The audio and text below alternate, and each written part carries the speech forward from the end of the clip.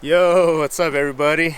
NMaktima out on the water. Today we got a special guest. We got James Garretson. So about Trout. If you haven't already checked out his video or his YouTube channel, check it out. I'll provide the link in the description below. And yeah, welcome to NMaktima fly fishing. So, one thing that James mentioned to me was that a lot of viewers, and I'm sure you guys as well, have been wanting to understand more about how to read the sighter, what you're looking for. Yeah, we're just gonna dive into that, and if you have any questions, comments, or anything else, definitely drop those in the comments. But man, it's a beautiful day out here. I think you guys know where we're at. Should be solid. So come on, let's go fish. So out here, obviously with a Euro nymph, it's been pretty solid. We're seeing a lot of Baetis movement. So definitely as the day progresses, you're seeing trout feed from the bottom, working their way through the water column up towards the surface, and occasionally, last time I was out here, we saw a few fish break surface, which was pretty sweet. So, so right now, what I have, obviously, Echo Shadow X. Bottom of my sighter to my top fly, I'm gonna run a little bit longer, so I'm running, I think I'm about 3 feet to the knot, and then obviously about 8 inches to my first fly. My dropper today is going to be Pertichingon, actually in a purple with a copper bead, and then just a quill body nymph here. So gold bead, basically olive body, real basic, real slender. Both of those flies, they are size 16. Both beads are 2.8. So the one thing that James mentioned was he is running his dropper as a slightly lighter bead. So one thing to keep in mind when you're running these two beads is basically you're combining the weight. They're going to work with each other as far as their sink rate and descent rate through the water column. I am running 5X tippet on this, and the main reason why I'm running 5X, I probably could run a little thinner to get a little quicker sink rate, but there's a lot of junk on the bottom of this river. 5X just gives me a little bit more faith that I'll get my flies back. So basically utilizing the hydraulics of the water to dictate my drift. As far as right now, I'm looking for a nice dead drift. As we come back in, I'll make my cast, I'll lift my rod, letting the sighter come right underneath the tip of the rod, and then I'll start to move the rod with the drift to maintain that drag-free drift. Watching my sighter, anytime it tightens up, one word that I use to reference that is when the sighter becomes tense. So you'll see a little bit of a bow in the sighter as I'm moving my rod to maintain and keep up with the drift, but at the same time, all of a sudden you'll just see it straighten up, and it's just like when you see somebody kind of get tense, they get tight, obviously, and that's what you're looking for.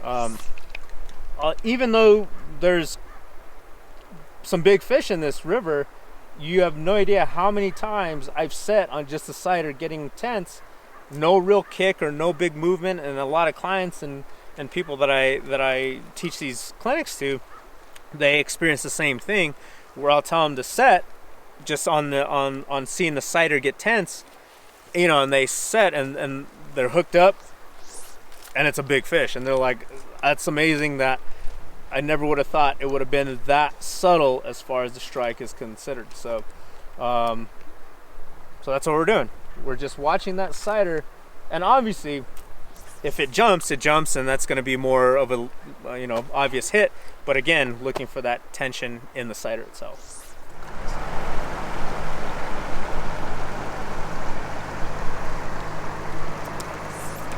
Okay, you see it get tight. That's what we're looking for as far as hits go.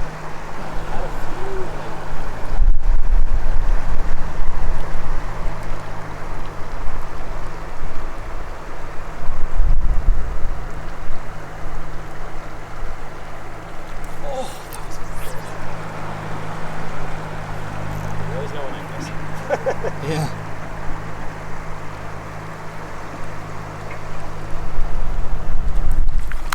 That was ridiculous. I just turned it off when he hooked up. I don't know, maybe you saw, but I doubt it. Mopping up them bows.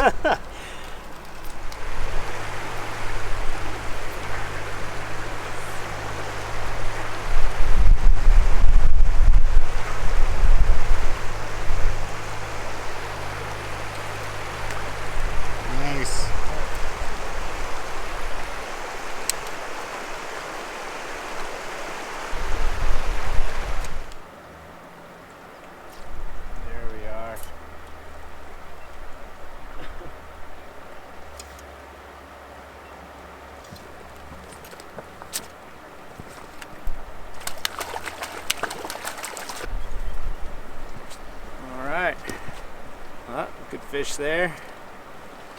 Lots of Betas coming off. And I am running a quill body up top, which has been a good pattern, but I also went ahead and doubled up with the quill body on my point just to keep it down near the bottom, and second drift he hit. Kind of been playing around with different patterns, red butt nymph, pink tags. None of those really did it. Went to something that was a little more beta simulating, and bam. All right, see if we can get another one. There you go.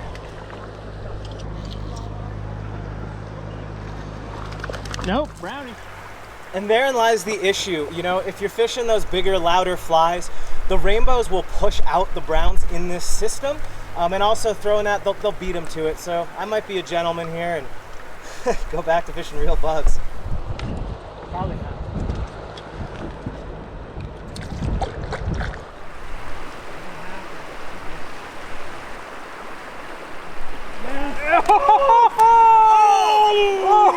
Oh, dude! Really need to tighten up is my hook size.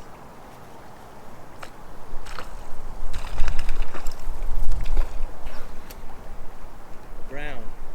Oh, nice.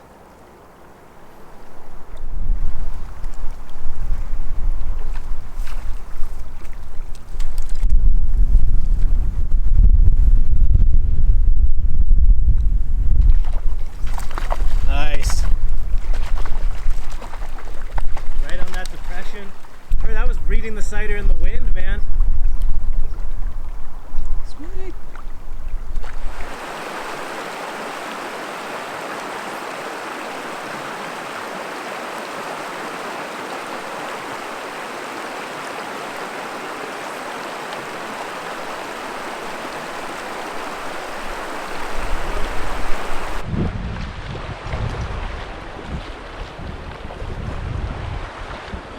That other camera.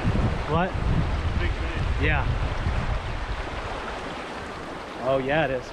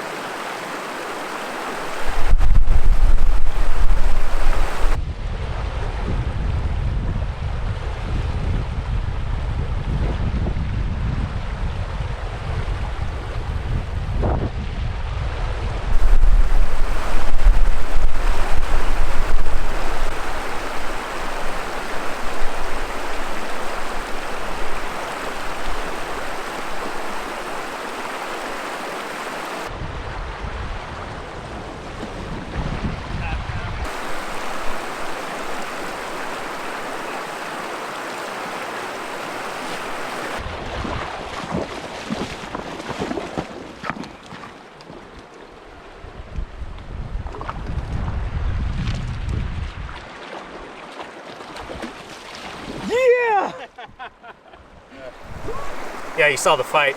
Here's the up close. What an awesome fish. So hopefully he cooperates. But yes, sir.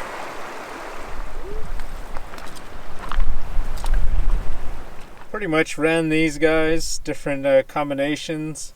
But what ended up happening in the end was the quill body nymph pretty much stole the show on that. Really just ran two of them.